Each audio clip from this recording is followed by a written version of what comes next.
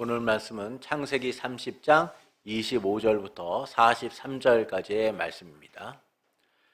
라헬이 요셉을 낳았을 때에 야곱이 라반에게 이르되 나를 보내어 내 고향 나의 땅으로 가게 하시되 내가 외삼촌에게서 일하고 얻은 처자를 내게 주시어 나로 가게 하소서. 내가 외삼촌에게 한 일은 외삼촌이 아시나이다. 라반이 그에게 이르되 여호와께서 너로 말미암아 내게 복을 주신 줄을 내가 깨달았노니 내가 나를 사랑스럽게 여기거든 그대로 있으라. 또 이르되 내 품삯을 정하라. 내가 그것을 주리라. 야곱이 그에게 이르되 내가 어떻게 외삼촌을 섬겼는지 어떻게 외삼촌의 가척을 쳤는지 외삼촌이 아시나이다. 내가 오기 전에는 외삼촌의 소유가 적더니 번성하여 때를 이루었으니 내 발이 이르는 곳마다 여호와께서 외삼촌에게 복을 주셨나이다. 그러나 나는 언제 내 집을 세우리이까? 라반이 이르되 내가 무엇으로 내게 주랴? 야곱이 이르되 외삼촌께서 내게 아무것도 주시지 않아도 나를 위하여 이 일을 행하시면 내가 다시 외삼촌의 양떼를 먹이고 지키리이다. 오늘 내가 외삼촌의 양떼에 두루 다니며 그 양 중에 아롱진 것과 점 있는 것과 검은 것을 가려내며 또 염소 중에 점 있는 것과 아롱진 것을 가려내리니 이 같은 것이 내 품삯이 되리이다. 후일에 외삼촌께서 오셔서 내 품삯을 조사하실 때에 나의 의가 내 대답이 되리이다.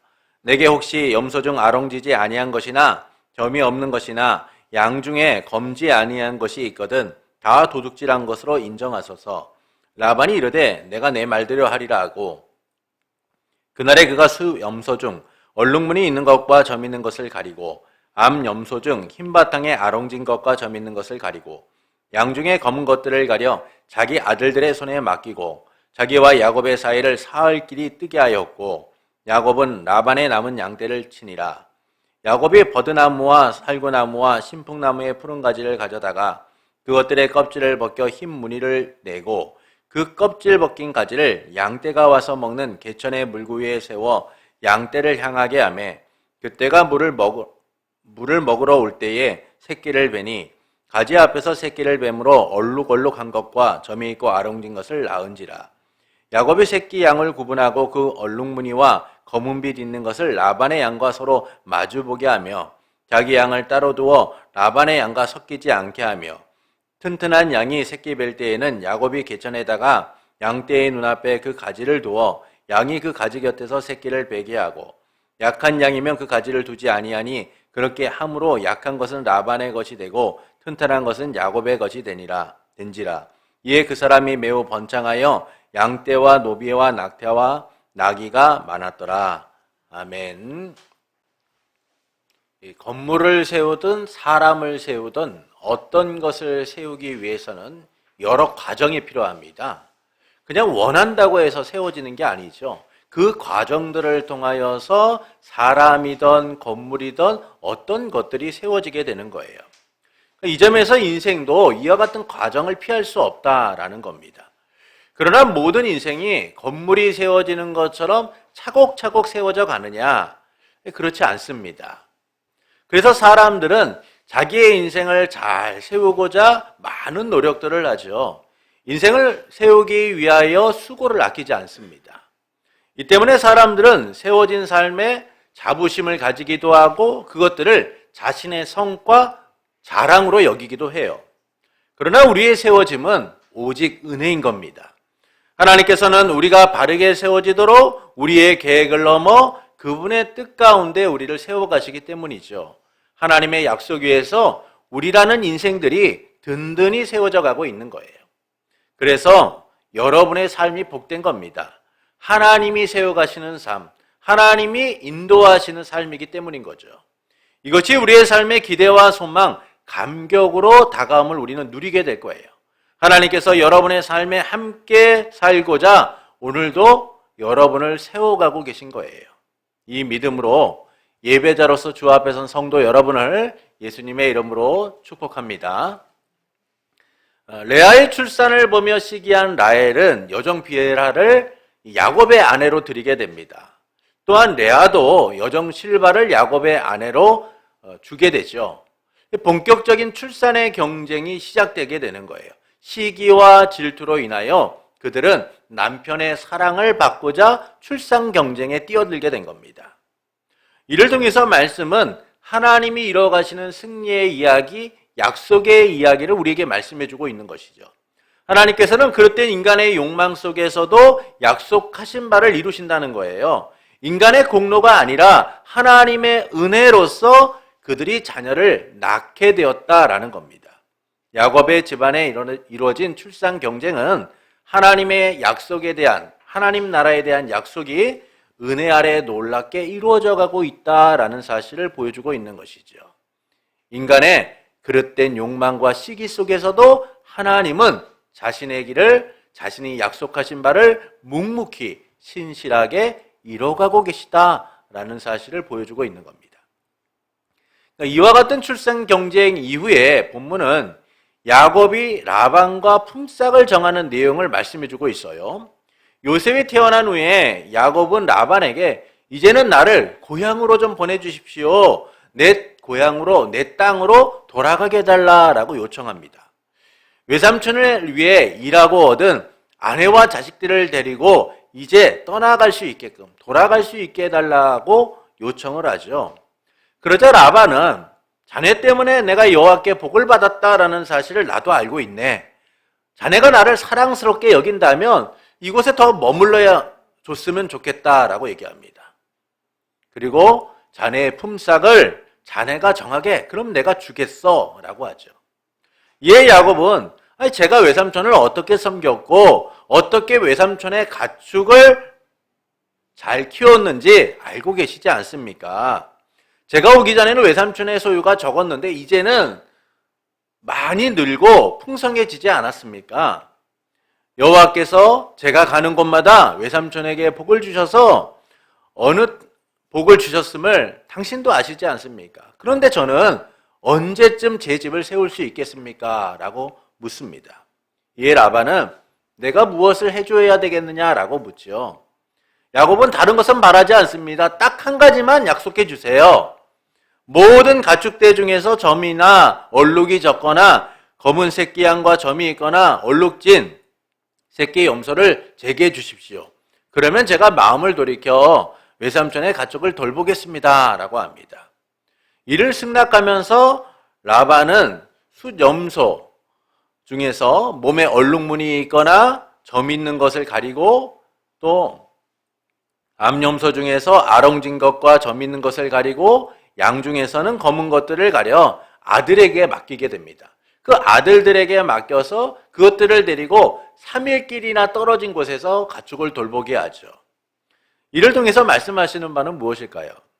사람들은요, 정당한 노동의 대가를 받기를 원합니다. 정당한 노동의 대가를 포기하는 일은 오히려 환경을 악화시키고 불이한 일을 당하게 하기 때문이에요. 그래서 정당한 노동의 대가를 포기해서는 안 되는 겁니다. 우리가 일한 만큼 받는 것은 당연한 거예요. 그런데 이것을 스스로 포기하게 되는 순간 나뿐만이 아니라 주변에 있는 많은 사람들에게 악영향을 끼치게 되고 불이한 환경, 열악한 노동 환경을 만들게 되는 거죠. 그런데 야곱은 이 정당한 노동의 대가를 포기한 채 고향으로 돌아가고자 하고 있는 거예요.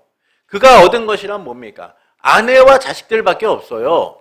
따로 임금을 받은 것도 아니고 퇴직금을 받는 것도 아니고 20년 가까이 장인 라반의 집에서 노동을 했음에도 불구하고 정당한 노동의 대가조차 받지 못한 게 야곱의 인생인 거예요. 그럼 그가 이제 고향으로 돌아가기를 원하고 있는 겁니다. 다른 거 필요 없으니 자신이 일하고 얻은 아내와 자식들만이라도 데리고 떠날 수 있게 해달라라고 요청하고 있는 것이죠. 그러면서 야곱은 자신이 한 일을 장인도 알 거다, 당신도 아실 것이다 라고 해요. 이에 라반은 하나님께서 너로 말미암아 내게 복을 주신 것은 안다. 그러나 너가 나를 좋게 여긴다면, 사랑스럽게 여긴다면 여기 머물러 있어라 라고 얘기하죠. 라반은 집안의 훌륭한 일꾼이며 값싼 노동력이었던 야곱을 쉽게 보내고 싶지 않았던 거예요. 그래서 야곱을 설득하면서 내 품삯을 정해라. 그러면 내가 그것을 주리라 라고 하죠. 이제 야곱을 붙잡는 일이 쉽지 않게 되자 그는 이전과 달리 품삯을 정해서 야곱을 설득하고 있는 겁니다. 이에 야곱은 내가 장인을 어떻게 섬겼는지 잘 아실 겁니다. 예전에는 당신의 소유가 매우 적었는데 이제 번성하게 되지 않았습니까? 제 발길이 닿는 곳마다 하나님께서 복을 주셔서 이처럼 당신이 많은 것들을 누리게 된 거예요. 그런데 저는 언제쯤 제 집을 세울 수 있겠습니까? 언제쯤 제 식구에게 가장으로서의 책임과 의무를 다할 수 있겠습니까? 언제쯤 제 식구를 위해 일할 수 있겠습니까? 그러자 라반은 무엇이면 좋겠다라고 해요. 너에게 무엇을 주면 좋겠느냐라고 묻습니다. 너에게 무엇을 주면 좋겠느냐? 야곱은 다른 것 바라지 않습니다. 한 가지만 제가 요구하겠습니다. 그것을 들어주신다면 제가 당신의 요구에 따르겠습니다라고 하죠. 그래서 양과 염소 중에서 아롱진 것, 얼룩무늬가 있고 점 있는 것들을 따로 구별하여 제게 주신다면 제가 그것을 내 품삯으로 알고 당신의 가축을 돌보겠다라고 합니다. 이를 라반은 받아들이면서 야곱과 라반 사이에 품삯을 정하는 계약이 이루어지게 되죠. 그러나 이는 야곱에게는 큰 손해일 수밖에 없어요. 야곱은 이미 20년 가까이 저임금 고노동으로 힘든 날을 보냈던 사람입니다. 라반이 어떤 사람입니까? 자기 손해는 절대 보지 않는 사람. 자기의 이익을 위해서는 물불을 안 가리는 사람이잖아요. 그런 라반에게 속아서 정당한 대가조차 받지 못한 채 20년을 일했던 거예요. 그런데 그 일을 다시 지속하고자 한다는 것은 얼마나 어리석은 일입니까? 20년 동안 속았으면 됐지. 20년 가까이 속았으면 됐지. 이제 또 그 일을 하게 되는 거예요. 근데 야곱은 라반과의 계약을 맺고 가축을 돌보게 됩니다. 이전과 달리 그는 가정을 세우기 위하여 노동의 현장으로 다시 들어가게 되는 거죠. 이를 통해서 말씀하시는 바는 무엇일까요? 하나님께서 약속 위에서 야곱의 집을 세우셨다라는 사실을 알려주고 있는 거예요. 약속 위에서 야곱의 집을 세우셨다는 겁니다. 하나님이 함께 하셔서 지키고 고향으로 돌아오게 하실 것이다 라는 그 약속이 어떻게 야곱의 인생 가운데 진행되고 있는가를 보여주고 있는 거죠. 야곱의 삶이 하나님에 의하여 세워지고 있다라는 겁니다. 결국 야곱의 삶이란 개인의 힘과 노력과 수고를 통하여 이루어지는 것이 아니라 하나님에 의하여 세워져 가고 있다. 하나님의 약속에 의하여 이루어지고 있다라는 것을 알려주고 있는 거죠. 이를 우리는 창세기 28장 13절부터 15절에 나오는 하나님의 약속에서부터 찾을 수 있습니다. 창세기 28장 13절부터 15절입니다. 창세기 28장 13절부터 15절입니다.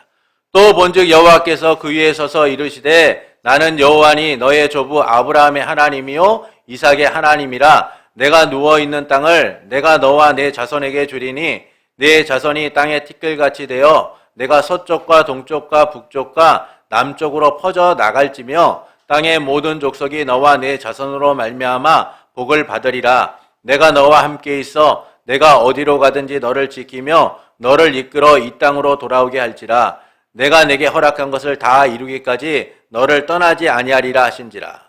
하나님께서 야곱에게 두 가지를 약속하십니다. 첫째는 하나님 나라의 약속인 거죠. 둘째는 하나님께서 야곱과 함께 하시며 그를 보호하시고 다시 고향으로 돌아올 수 있도록 하시겠다라는 거예요.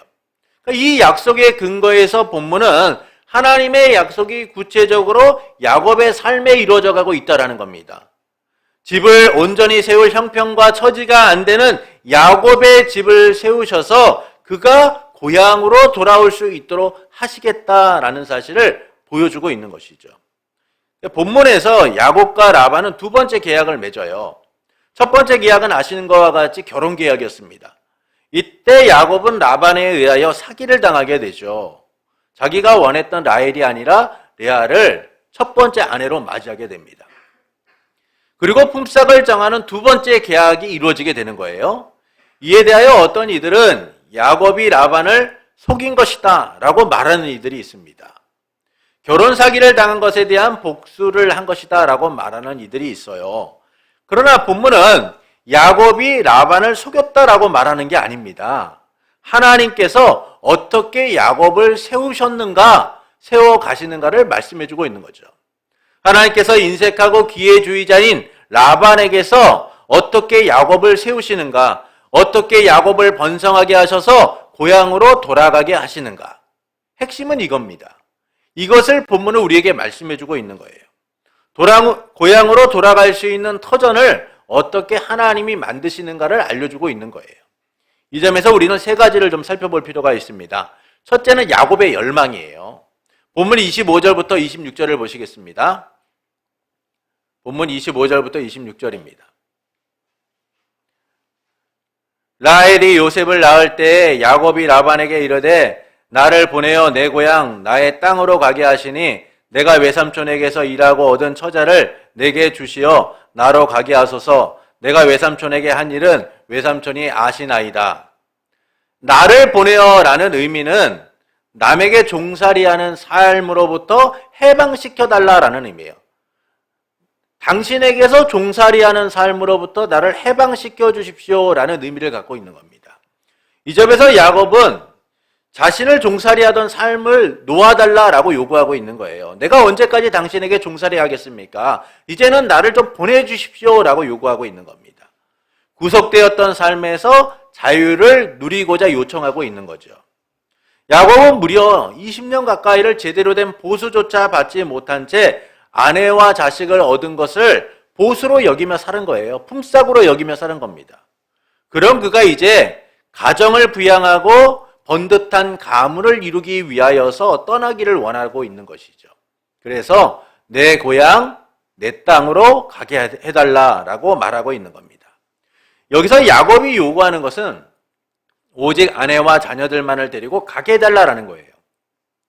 어떤 조건도 붙지 않습니다. 자기의 품삯을 제대로 계산해달라라고 요청하고 있는 게 아니죠. 이제 야곱은 종살이하던 삶에서 참된 자유를 누리기를 원하고 있는 거예요. 이런 야곱의 열망은 단순히 고향으로 돌아가고 싶다라는 인간적 열망에만 그쳐 있는 게 아닙니다. 그 열망의 밑바닥에는 뭐가 있는 거예요? 하나님의 약속이 있는 거예요. 내가 너를 지키고 보호하여 반드시 내 고향으로 돌아가게 하겠다라고 말씀하시는 그 하나님의 약속에 근거여서 야곱은 지금 열망하고 있는 겁니다. 둘째는 야곱의 삶에 하나님이 함께 하시며 복을 주셨다라는 거예요. 본문 27절부터 30절을 보시겠습니다. 라반이 그에게 이르되 여호와께서 너로 말미암아 내게 복 주신 줄을 내가 깨달았노니 내가 나를 사랑스럽게 여기거든 그대로 있으라. 또 이르되 내 품삯을 정하라. 내가 그것을 주리라. 야곱이 그에게 이르되 내가 어떻게 외삼촌을 섬겼는지 어떻게 외삼촌의 가축을 쳤는지 외삼촌이 아시나이다. 내가 오기 전에 외삼촌의 소유가 적더니 번성하여 때를 이루었으니 내 발이 이르는 곳마다 여호와께서 외삼촌에게 복을 주셨나이다. 그러나 나는 언제 내 집을 세우리까? 야곱이 떠나기를 원하자 라반은 하나님이 너로 인해 복을 주신 것을 나는 알게 되었다라고 얘기하죠. 그러면서 나를 사랑스럽게 여기거든, 좋게 여기거든 머물러 있어라. 그리고 내가 품삯을 정하면 그것을 주겠다라고 합니다. 이와 같은 라반의 요청에 대하여서 야곱은 내가 외삼촌을 어떻게 섬겼는지 가축을 어떻게 돌봤는지 당신은 아십니다. 내 발걸음이 가는 곳마다 하나님이 당신에게 복을 주셨다라고 이야기하게 되죠. 이는 하나님께서 야곱을 통해서 라반을 복 주셨다라는 사실을 말씀해주고 있는 거예요. 결국 야곱의 삶이 축복의 통로가 되어서 라반을 복되게 하였다라는 겁니다. 이와 비슷한 사례를 우리는 요셉을 통해서도 확인하게 되죠. 창세기 39장 1절부터 5절에 보시면 이와 같이 말씀합니다. 요셉이 이끌려 애굽에서 내려가매 바로의 신하 친위대장 애굽 사람 보디발이 그를 그리로 데려간 이스마엘 사람의 손에서 요셉을 사니라. 여호와께서 요셉과 함께 하심으로 그가 형통한 자가 되어 그 주인 애굽 사람의 집에 있으니 그의 주인이 여호와께서 그와 함께 하심을 보며 또 여호와께서 그의 범사에 형통하게 하심을 보았더라. 요셉이 그 주인에게 은혜를 입어 섬김에 그가 요셉을 가정의 총무로 삼고 자기의 소유를 다 그의 손에 위탁하니 그가 요셉에게 자기의 집과 그의 모든 소유를 주관하게 한 때부터 여호와께서 요셉을 위하여 애굽 사람의 집에 복을 내리심으로 여호와의 복이 그의 집과 밭에 있는 모든 소유에 미친지라. 하나님께서 보디발의 집에 노예로 팔려간 요셉과 함께 하시면서 그를 형통하게 하셨다라는 겁니다. 이 때문에 보디발의 집과 그 집안의 모든 사람과 모든 소유 가운데 하나님이 복되게 하셨다라는 사실을 말씀해주고 있는 거죠. 결국 하나님께서 요셉을 통하여 그 가정 가운데 복을 내리셨다라는 거예요. 이처럼 야곱의 삶에 하나님이 함께 하셔서 라반에게 복을 주신 겁니다. 하나님의 약속에 있는 자들을 하나님은 축복의 통로로 삼아서 그들의 삶을 통하여 함께하는 이들이 복을 누리도록 만드신 거죠. 종에 매였던 야곱의 삶을 하나님은 축복의 통로로 삼아주셨다라는 거예요. 그러나 이는 앞으로 이루어질 놀라운 하나님의 약속과 연결된다라는 점에서 우리는 그 의미를 찾을 수가 있습니다. 셋째, 하나님이 야곱을 매우 번창하게 하셨다는 거예요. 야곱은 라반의 번성이 하나님께서 자신을 위해 복을 베푸셨다라는 사실을 고백합니다. 그 이야기는 하나님의 복이 야곱을 통하여 흘러갈 뿐만이 아니라 하나님이 야곱에게 복을 주실 것이다라는 사실을 함께 의미하고 있는 거죠. 이런 야곱이 라반을 향하여 언제나 내 집을 세우리까라고 얘기해요. 사실 야곱의 입장에서는 자기의 집안을 일으켜 세우고 가장으로서의 책임을 다하는 일이 쉽지 않은 일이에요. 왜냐하면 라반의 영향력이 크지 않습니까? 그 라반의 영향력 아래에 있으면 야곱은 사실은 아무것도 할 수 없는 거죠. 그래서 그는 내 고향, 내 땅으로 돌아가겠다라고 요청하고 있는 거예요. 그렇기 때문에 야곱에게는 가정을 세우는 일이 중요했던 겁니다. 그러자 라반은 무엇을 하면 좋겠느냐라고 얘기하죠. 야곱은 다른 것을 바라지 않고 한 가지만을 해달라라고 얘기합니다. 양들과 또한 염소 가운데 얼룩무늬가 있고 점이 있고 검은 것들은 구별해서 내 소유가 되게 해달라라고 얘기하죠.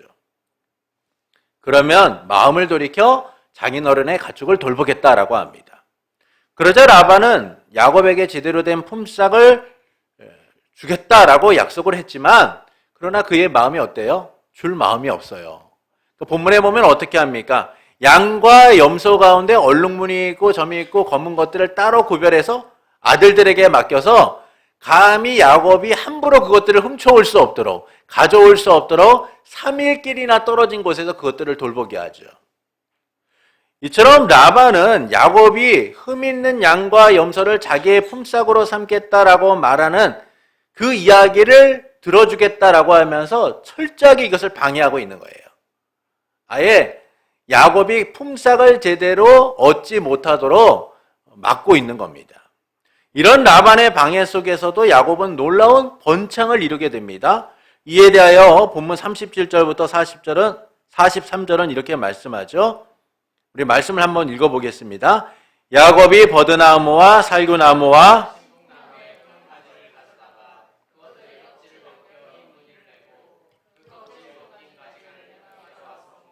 개천의 물구위에 세워 양떼를 향하게 하며 그때가 물을 먹으러 올 때 새끼를 베니 가지 앞에서 새끼를 뱀으로 얼룩얼룩한 것과 점이 있고 아롱진 것을 낳은지라. 야곱이 새끼 양을 구분하고 검은빛 있는 것을 라반의 양과 서로 마주보게 하며 자기 양을 따로 두어 라반의 양과 섞이지 않게 하며 튼튼한 양이 새끼 뵐 때에는 야곱이 개천에다가 양떼의 눈앞에 그 가지를 두어 양이 그 가지 곁에서 새끼를 베게 하고 약한 양이면 그 가지를 두지 아니하니 그렇게 함으로 약한 것은 라반의 것이 되고 튼튼한 것은 야곱의 것이 된지라. 이에 그 사람이 매우 번창하여 양떼와 노비와 낙타와 나귀가 많았더라. 라반의 방해 속에서도 야곱은 라반의 것보다 더 튼튼한 양과 염소를 자기의 소유로 삼게 됩니다.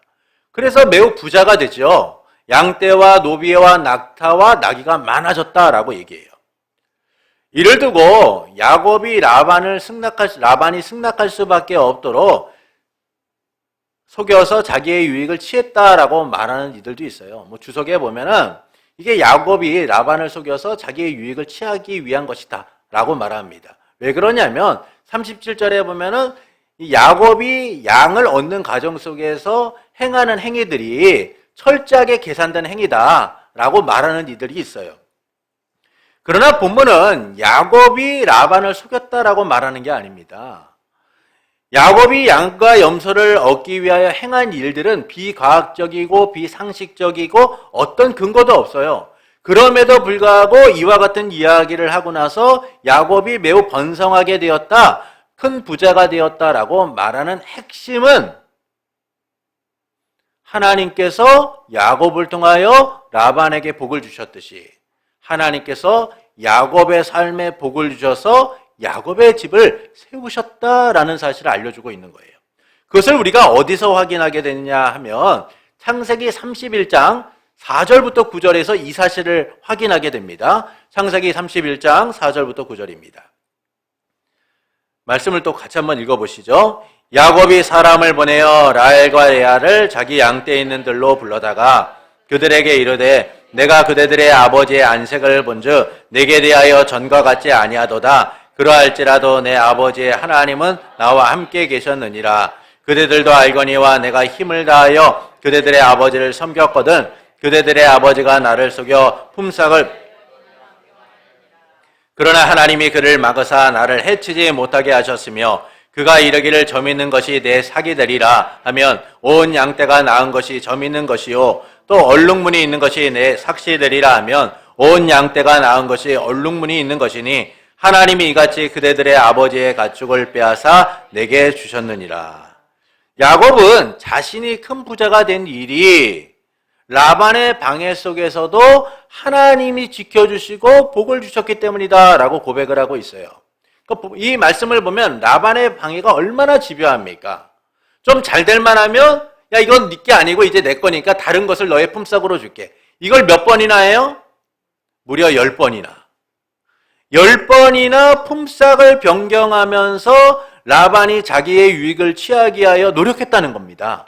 그럼에도 불구하고 야곱이 이렇게 큰 부자가 된 것은 하나님께서 라반의 것을 빼앗아 야곱에게 주셨기 때문이다라는 거죠. 결국 야곱의 번성, 큰 부자가 된 일은 하나님이 야곱에게 복을 주셨기 때문이다라는 거예요. 이 점에서 야곱이 라반을 속였다라고 말하는 것은 근거가 없는 겁니다.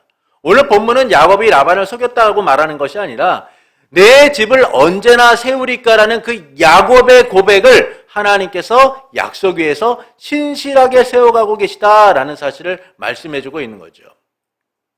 여러분, 한 집안의 가정이 되어서 길을 떠난다고 여러분 생각해 보십시오. 근데 그 가장에게 가진 게 없어요. 그럼 어떻게 되겠습니까? 다른 곳으로 이주해서 살아도요, 그 삶이 척박한 거예요. 뭔가 가진 것이 있고 또 누릴 만한 것이 있을 때 그 삶이 형통한 거죠. 아무것도 가지지 않고 뭐 이사를 가거나 이민을 가면 그 삶이 얼마나 힘들겠습니까? 근데 야곱은 지금 어떤 입장이었어요? 아무것도 갖지 못한 상태에서 아내와 자식만이라도 데리고 떠나겠다라는 거예요. 그러나 라반이 만류하게 되죠. 그리고 라반과 품삯의 계약을 맺게 됩니다. 이 과정을 통하여서 하나님은 야곱이 자신의 집을 온전히 세워서 그의 가는 길이 어려움이 없도록, 그의 고향으로 돌아가는 길이 실패하고 낙심해서 돌아가는 길이 아니라 성공하고 하나님이 주신 약속 가운데서 큰 부자가 되어 돌아가는 길임을 하나님은 나타내시기 위하여 그를 세워가고 계심을 보여주고 있는 거죠. 이처럼 하나님은 약속 위에서 야곱의 집을 세우신 거예요. 이는 함께 하셔서 고향으로 돌아오게 하시겠다는 하나님의 약속이 구체적으로 야곱의 삶 가운데 어떻게 이루어지게 되었느냐? 한마디로 얘기하면 너의 집을 내가 세웠다는 거예요. 야곱의 집을 내가 세워 너를 번창하게 하였고 너의 삶이 무너지지 않도록, 너의 가정이 흔들리지 않도록, 너의 삶이 나눠지지 않도록 내가 너의 집을 세웠다라는 겁니다. 이것이 바로 하나님의 약속 위에서 이루어진 일인 거죠. 그래서 창세기 31장에 딱 들어가면 어떤 일이 일어납니까? 야곱이 비로소 라반을 떠나 고향으로 돌아가게 되는 거예요. 하나님이 그를 번성하게 하셔서 그의 집을 세우셔서 이제 떠나갈 수 있도록 하고 계심을 우리는 창세기 31장에서 보게 되는 겁니다. 이 모든 일이 하나님의 약속 위에서 세워진 일인 거죠. 이 삶을 통해서 하나님은 하나님의 나라를 이루실 것을 약속하셨고 그 일을 구원의 역사 속에서 이루어 가시는 거예요. 그래서 야곱의 삶은 하나님의 나라가 진전되고 확장되고 있다라는 사실을 보여주고 있는 겁니다. 그리고 이 놀라운 하나님의 나라의 진정과 확장은 하나님의 나라의 왕으로 오신 예수 그리스도를 통하여 성취되게 되는 것이죠. 하나님이 그토록 열망하고 약속하셨던 그 하나님의 나라가 이루어지게 되는 거예요. 야곱의 집을 세우신 것처럼 하나님께서 약속 위에서 우리를 세우셨다는 거예요. 이를 위해 예수님은 하나님의 나라의 왕으로 오셔서 그 나라가 이루어지도록 고난과 십자가의 죽음, 부활과 승천을 통해 하나님의 나라가 우리 가운데 이루어지게 하신 거죠. 우리를 하나님의 나라 백성으로 삼아 성전이 되도록 세우시고 처소가 되도록 세우시고 교회가 되도록 세우셔서 그 나라와 의를 위하여 살아가도록 만드신 거예요. 우리가 원해서 세워진 게 아니에요. 아브라함과 이삭과 야곱과 약속하셨던 하나님께서 그 약속이 우리 가운데 실제적으로 이루어져 하나님의 처소가 된 삶, 하나님의 백성이 된 삶이 되도록 우리를 세우신 거예요. 그래서 야곱에게 이루어진 삶은 단순히 한 사람에게 인생에 일어난 놀라운 이야기 중에 아니에요. 야곱이 저렇게 힘들고 어려운 삶 속에서 그가 부자가 되었다네. 주님, 저도 부자가 되게 해 주십시오. 주님, 저도 야곱처럼 성공하게 해 주십시오. 주님이 이 얘기해 주시는 게 아니에요. 야곱의 삶을 보아라. 그의 인생이 약속 가운데 어떻게 이끌려가고 있는지, 지금 너의 인생 가운데 내가 어떻게 너를 이끌어가고 있는지 그거를 보라고 말씀하시는 거예요. 우리의 삶을 세우시는 건 누구예요? 하나님이신 겁니다. 야곱의 집을 세우신 하나님께서 여전히 연약하고 부족한 우리의 인생을 세워가고 계시다라는 사실, 그것을 오늘 말씀은 우리에게 알려주고 있는 것이죠. 이를 통해서 주님은 우리가 어떻게 살아가기를 원하실까요? 야곱의 집을 세우신 것처럼 우리를 세우셨다라는 사실을 온전히 믿기를 원하시는 거예요. 야곱이 매우 번창하게 되는 것은 전적으로 하나님의 은혜입니다. 하나님이 그의 인생에 복을 주셨고 그 복의 결실들을 거두게 하셨기 때문이죠. 이는 하나님의 나라를 위한 약속이 이루어져 가고 있다라는 사실을 보여주고 있는 거예요. 이처럼 야곱의 세워지는 일은 하나님의 약속 위에서 이루어져 가고 있다라는 겁니다. 이 점에서 우리도 주 안에서 세워진 자들이다라는 거예요. 하나님께서는 예수 그리스도 안에서 창세전에 우리를 택하시고 예수 그리스도로 말미암아 자기의 아들들이 되도록 우리를 만드셨어요. 이에 대해서 에베소서 2장 19절부터 22절은 다음과 같이 말씀합니다. 그러므로 이제부터 너희는 외인도 아니요 나그네도 아니요 오직 성도들과 동일한 시민이요 하나님의 건속이라. 너희는 사도들과 선지자들의 터 위에 세우심을 입은 자라. 그리스도 예수께서 친히 모퉁이 돌이 되셨느니라. 그 안에서 건물마다 서로 연결하여 주 안에서 성전이 되어가고 너희도 성령 안에서 하나님이 거하실 처소가 되기 위하여 그리스도 예수 안에서 함께 지어져 가느니라.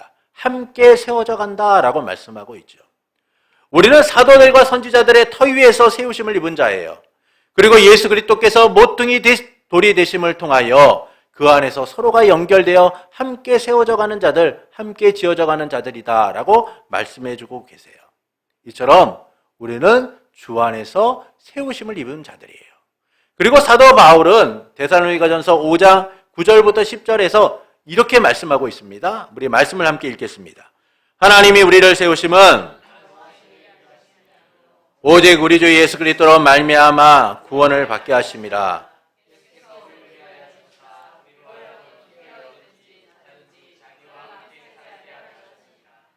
우리의 세워짐이 뭐라고 말씀하세요? 하나님의 진노에 이르게 함이 아니라 그리스도로 말미암아 구원을 받게 하기 위함이다라는 거예요. 왜 주님이 우리를 구원하셨느냐? 10절에서 뭐라고 말씀합니까? 자기와 함께 살게 하기 위함이다라는 거예요.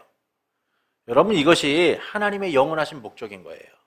하나님은 우리와 영원히 함께 살고자 우리를 백성 삼아 찬송과 예배를 받으시고자 우리를 어떻게 하세요? 세우신다는 거예요. 여러분, 이게 우리의 인생인 겁니다. 여전히 고난과 힘든 삶을 살아가고 있지만, 여전히 달라질 것 없이 똑같은 삶을 살아가는 것처럼 보이지만 우리는 예수 그리스도 안에서 세우심을 입은 자이고 또한 주 안에서 세움을 당하고 있는 자들인 거예요. 주님은 그런 우리의 인생을 약속 위에서 세워가시는 거예요.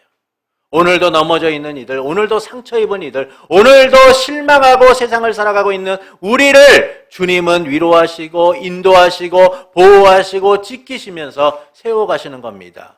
왜 지키세요? 우리와 함께 살려 하시기 때문이에요. 그래서 하나님께서 예수 그리스도를 내어놓으신 겁니다. 자기의 의로 세워진 것이 아니라 오직 은혜로 우리가 세워졌다라는 사실을 주님은 우리가 온전히 알고 따르기를 원하시는 거죠. 그러나 우리는 여전히 자기의 의를 자랑하며 살아가요. 나의 나됨이 내 의지와 노력으로 된 것처럼 생각을 합니다. 내 노력과 수고, 내 열심과 의지로 인하여 내가 이룬 모든 것들이 세워진 것처럼 착각을 하죠. 그러나 어떤 것도 내 힘으로 세울 수 있는 것은 없어요. 노아의 홍수 이후에 인간들은 자기의 이름을 내고 흩어짐을 면하자라고 하면서 신할 평지의 성읍과 탑을 쌓기 시작합니다. 그들은 누구의 도움도 없이 인간의 힘으로 살고자 하나님을 향해 도전을 한 거죠. 탑 꼭대기를 하늘에 닿게 하여 우리의 위대함을 드러내자. 우리의 이름을 드러내고 우리의 흩어짐을 면해서 인간이 원하는 위대한 나라, 인간의 힘으로 세운 나라, 인간의 업적을 자랑할 수 있는 나라를 만들자. 그들은 온 힘을 다하여 한 마음으로 성과 탑을 쌓기 시작합니다. 성과 탑이 높아질 때마다 그들이 원하는 대로 모든 계획들이, 모든 것들이 세워지고 있다는 사실을 그들은 믿어 의심하지 않았어요. 누구도 이것에 대하여 이견을 달리하는 사람이 아무도 없었습니다. 성과 탑이 높아질 때마다 그들은 위대한 인간의 나라, 인간의 업적을 자랑할 것이라고 믿었죠. 그런데 하나님이 그들의 언어를 혼란스럽게 하시자 그들의 강한 의지와 열망, 불굴의 도전 정신은 한순간 무너지게 돼요. 하늘을 향해 쌓고자 했던 그들의 교만은 일순간 무너지게 되었고 그들이 세우고자 했던 그 성과 탑은 중간에 멈춰버리게 되죠. 이처럼 우리의 인생의 자랑은 쉽게 한순간에 무너지게 되어 있어요. 그래서 하나님의 세우심이 없이는 우리는 어느 것 하나 세울 수가 없는 거예요. 그것이 작건 크건 하나님의 세우심이 없이는 불가능한 겁니다. 사람이 많은 계획을 세워도 하나님의 뜻만이 이루어진다는 사실이 우리에게 이것을 알려주고 있는 거죠. 어리석은 부자와 같이 창권을 새로 세우고 그 안에 곡식을 가득 채워놓고 이제 먹고 마시고 즐기며 내 인생의 낙을 누리자, 내 즐거움을 누리며 살아가자라고 우리가 말할지라도 오늘 밤 내 영혼을 취하면 그것이 누구의 것이 되겠느냐? 주님은 우리의 인생을 세우는 일이야말로 우리 인간이 할 수 있는 일이 아니다라는 사실을 분명하게 말씀해 주고 계신 거예요. 그런데도 여전히 우리는 어떻습니까? 내 의지와 노력으로, 내 열심으로 내 인생을 세울 수 있다라고 생각을 하죠. 또한 자기가 세운 인생이라며 자랑하고 그것을 의로 드러내요. 그러나 어떤 사람도 자랑할 만한 것은 아무것도 없어요. 하나님의 세우심이 없이는 불가능하기 때문인 겁니다. 여러분, 라반이 부자가 되었잖아요. 그런데 그 라반의 부자됨이 하나님이 걷어가시자 누구의 것이 됩니까? 야곱의 것이 되잖아요. 하나님의 세우심이 없이는 불가능한 거예요. 그래서 우리는 이를 인정하고 믿어야 되는 겁니다. 내 인생을 세우시는 하나님, 내 인생을 여전히 이끌어 가시는 하나님, 그 하나님을 온전히 믿고 의지할 때에 우리는 교만의 자리에 앉지 아니하고 멸망의 길에 가지 않게 되는 거예요. 하나님이 세우신 은혜를 따라 살아가는 이들이 되는 겁니다. 그때 하나님께서 우리를 하나님의 은혜 가운데 세워가고 계시는 거죠. 세워가심을 누리게 되는 거예요. 하나님은 약속 위에서 우리를 세워가십니다. 택하신 우리를 포기하지 않고 은혜 아래 거하도록 만드시는 거예요. 그래서 우리에게 지금 필요한 것은 나의 삶을 내가 세우고자 하는 것이 아니라 하나님이 세우심을 믿고 맡기는 삶, 그분을 의지하는 삶이 회복되어야만 하는 겁니다. 그 삶을 통해 우리는 야곱의 집을 세우셨던 그 하나님의 은혜가 내 삶을 세워가시는 것들을 보게 될 거예요. 날 세우시는 하나님, 내 인생을 세우시는 놀라운 역사를 경험하게 될 겁니다. 그러므로 내가 세워가는 인생이 아니라 하나님이 세우심을 믿고 그 은혜 아래 거하는 성도가 되시는 것은 어떨까요? 내가 이룬 삶을 자랑하고 의를 드러내는 것이 아니라 겸손히 하나님이 세우셨음을 고백하는 성도가 되시는 것은 어떨까요? 사랑하는 성도 여러분, 야곱은 고향으로 떠나고자 하지만 라반은 야곱을 설득하여 품삯을 정하게 됩니다. 이를 통하여 말씀하시는 바는 무엇일까요? 하나님께서 약속 위에서 야곱의 집을 세우심을 보여주고 있는 거예요. 하나님이 함께 하셔서 지키고 고향으로 돌아가게 하실 것이다 라는 그 약속이 어떻게 야곱의 인생 가운데 놀랍게 이루어져 가고 있는가를 보여주고 계신 겁니다. 이 점에서 우리는 세 가지를 살펴볼 수 있죠. 첫 번째는 야곱의 열망이에요. 그 열망의 근거는 바로 하나님의 약속에 근거하고 있다라는 겁니다. 그래서 야곱은 내 고향, 내 땅으로 돌아가게 해 주십시오 라고 요청하고 있는 것이죠. 둘째는 야곱의 삶에 함께 하시며 복을 주셨다는 거예요. 라반의 본성은 하나님께서 야곱을 통하여 복을 주셨기 때문이다 라고 본문은 말씀합니다. 하나님께서 야곱을 축복의 통로로 삼으셨다라는 것이죠. 셋째는 하나님이 야곱을 매우 번창하게 하셨다라는 거예요. 야곱과 라반은 품삯에 대한 계약을 맺습니다. 그러나 라반은 제대로 된 품삯을 줄 마음이 없었어요. 그래서 어떻게든 야곱을 방해해서 적은 품삯을 주고자 했습니다. 그러나 이런 라반의 간교한 계략에도 하나님은 야곱을 지키셔서 그를 번성하게 매우 큰 부자가 되게 하셨다라고 말씀하고 있는 것이죠. 이처럼 하나님께서는 약속 위에서 야곱의 집을 세우시는 거예요. 여러분, 이를 우리가 어디서 또 볼 수 있느냐 하면 이스라엘 백성이 430년 동안 이집트에서 노예 생활을 하다가 탈출을 하게 됩니다. 해방된 삶을 살아가게 되죠. 그때 그들이 광야를 갈 수 있는 여건이 안 됐어요. 뭐 가진 게 있어야지 나갈 수 있지 않겠습니까? 그런데 하나님께서 어떻게 합니까? 그들의 요구대로 이집트 사람들에게 물건과 기중품과 많은 것들을 가지고 나올 수 있도록 하시죠. 그들의 광야길이 부족함이 없도록, 흔들림이 없도록 하나님이 세우심을 발견하게 돼요. 이처럼 하나님은 그분의 약속 위에서 우리의 인생을 세워가시는 거예요. 그리고 예수 그리스도를 통하여 우리가 하나님의 나라 백성이 되도록 하나님 앞에 세워진 자들이 되도록 만드신 겁니다. 그래서 우리가 교회가 되었고 성전이 되었고 하나님의 백성으로서 살아가게 된 것이죠. 이를 통하여 하나님께서는 우리가 어떻게 살아가기를 원하실까요? 야곱의 집을 세우신 것처럼 우리를 세우심을 온전히 믿기를 원하시는 겁니다. 그러나 우리는 하나님의 세우심보다 내가 세운 것처럼 생각할 때가 참 많아요. 자기 의지와 노력을 자랑하고 앞세울 때가 참 많습니다. 자기의 계획을 따라 살아가려고 하는 것이죠. 그러나 어떤 것도 내 힘으로 세울 수 있는 것은 아무것도 없어요. 잘 선 것 같고 잘 세워진 것처럼 보여도 하나님의 도우심이 없이는 모래성과 같을 뿐이에요. 겉은 화려해 보이고 잘 다져진 것 같지만 하나님이 원하시지 않으면 그건 금세 무너지게 되어 있는 거예요. 아무리 잘 세운 것도 하나님의 뜻과 멀어지는 순간 무너지게 되어 있는 겁니다. 이처럼 우리의 인생은 하나님이 세우시지 않고는 불가능한 거예요. 그래서 우리는 하나님이 세우셨음을 인정하고 믿고 나가는 이들이 되어야 됩니다. 언제나 내 의지와 노력으로 인생을 세우는 것이 아니라 하나님이 세워가심을 우리는 믿고 인정할 수 있어야 돼요. 그때 우리의 인생을 야곱의 집처럼 세워가시는 하나님의 은혜를 누리게 될 겁니다. 하나님께서 우리와 언제나 함께 하십니다. 우리를 세워 하나님과 함께하는 삶을 살아가도록 이끌어가고 계세요. 여러분의 삶에 아무것도 보이시지 않는 것처럼 보여도 오늘도 하나님은 졸지도 주무시지도 않고 우리의 인생을 세워가십니다. 여러분, 그 은혜 속에서 우리가 오늘도 살아가고 있는 것이죠. 여러분, 기대하십시오. 나의 인생 가운데 하나님이 또 얼마나 놀랍게 세워가실지를. 그 삶을 통하여 우리는 하나님의 은혜를 덧입게 되고 하나님의 베푸신 은혜를 고백하는 삶을 살아가게 될 거예요. 그러므로 내가 세워가는 인생이 아니라 하나님이 내 인생을 세우셨음을 믿고 그 은혜 아래 거하는 성도가 되시는 것은 어떨까요?